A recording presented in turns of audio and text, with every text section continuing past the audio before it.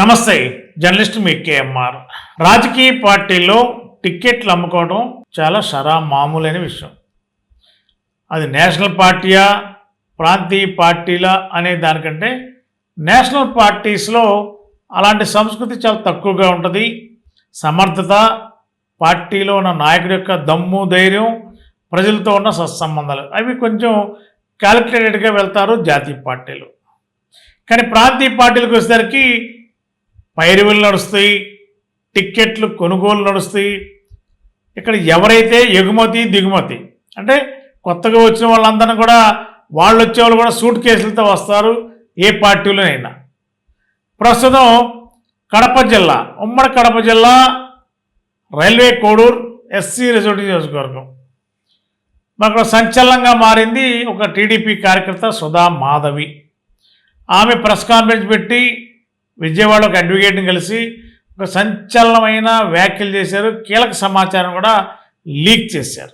తెలుగుదేశం పార్టీకి సంబంధించిన ఎన్ఆర్ఐ వేమన అనే వ్యక్తి మరి సుధా మాధవికి రైల్వే కోడూరు ఎస్సీ రిజర్వ్ నియోజకవర్గం నుంచి టీడీపీ టిక్కెట్ ఇప్పిస్తానని చెప్పి 7 కోట్ల రూపాయలు దశల వారీగా, ఒకసారి 2,50,00,000, 2 దఫాలుగా 50 లక్షలు 50 లక్షల చొప్పున ఎట్లా పంపించారు, ఎవరి ద్వారా ఇచ్చారు, ఎలా ఇచ్చారు, అవన్నీ కూడా ఆధారాలు సహా బయట పెట్టారు ఈ సుధా మాధవి, టీడీపీ ఒక కార్యకర్త.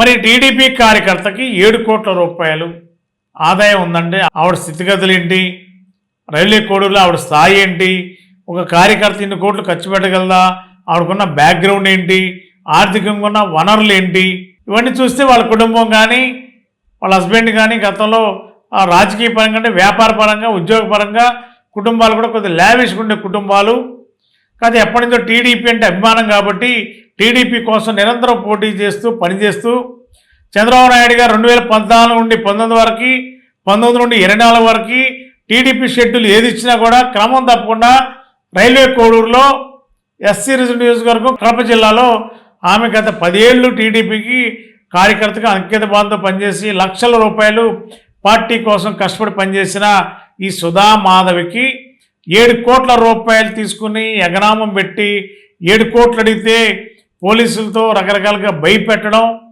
ఇబ్బందులు పడే పరిస్థితిని సుధా మాధవి విజయవాడలో ఒక అడ్వకేట్ని ఆశ్రయించారు.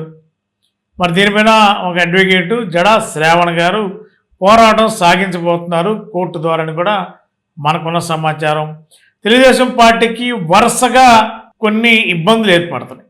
మొన్నటి వరకు నకిలీ మధ్యలో అన్నమయ్య జిల్లా తంబలపల్లి టీడీపీ ఇన్ఛార్జ్ జయచంద్రారెడ్డి వ్యవహారం చర్చకు దారితీసింది. మరి అతను ఇప్పటి వరకు అరెస్ట్ చేయలేదు పోలీసులు. మళ్ళీ అదే కడప జిల్లా అంటే రాయలసీమ ప్రాంతంలో కడప జిల్లా రైల్వే కోడూరు అసెంబ్లీ నియోజకవర్గం ఎస్సీ రిజర్వ్ నియోజకవర్గం మరి అంతకుముందు కంటిన్యూగా 3 సార్లుగా కాంగ్రెస్ పార్టీ వైఎస్ఆర్సీపీ తరఫున శ్రీనివాస్ గారు అని చెప్పి అతను గెలుస్తూ ఉన్నాడు. ఈసారి మాత్రం అక్కడ టీడీపీ గెలిచింది. మొన్న 24 ఎన్నికల్లో టీడీపీ టికెట్ కోసం చివరి వరకు ప్రయత్నం చేసింది ఈ సుధా మాధవి, దళిత సామాజిక వర్గానికి సంబంధించిన ఒక మహిళ. మరి ఈమె ఆ ఎస్సీ రిజర్వ్ నియోజకవర్గం నుండి టికెట్ ఆశించింది. ఏదో ఒక విధంగా 2024 ఎన్నికల్లో పోటీ చేయాలి టీడీపీ తరఫున. దొరికిందే ఛాన్స్ అన్నట్టుగా ఎన్ఆర్ఐ వేమన గారు ఈవిడ దగ్గర 7 కోట్లు తీసుకున్నట్టు పక్కా ఆధారాలు చూపిస్తుంది అడ్వకేట్కి ఈ సుధా మాధవి. దీనిపైన ఆంధ్రప్రదేశ్ తెలుగుదేశం పార్టీ అధ్యక్షుడు ముఖ్యమంత్రి నారా చంద్రబాబు నాయుడు గారు, ప్రధాన కార్యదర్శి నారా లోకేష్ గారు ఇప్పటివరకు నోరు మెదపలేదు. ఏం జరిగింది, టీడీపీ ఎన్ఆర్ఐ అతను తెలుగుదేశం పార్టీకి సహజంగా ఇప్పుడే కాదు 95, 99 తర్వాత కూడా తెలుగుదేశం పార్టీకి ఎన్ఆర్ఐ క్యాడర్ ఎక్కువ. అనేక దేశాల్లో తెలుగుదేశం పార్టీ క్యాడర్ కానీ ఏ కార్యక్రమం చేసినా ఎన్ఆర్ఐలందరూ కూడా ఎన్నికలప్పుడు రావడం, లేదంటే ఆ దేశాల్లోనే తెలుగుదేశం పార్టీ కోసం పనిచేయడం ఫస్ట్ నుంచి బాగా బలీయంగా ఉంటుంది టీడీపీ ఎన్ఆర్ఐ.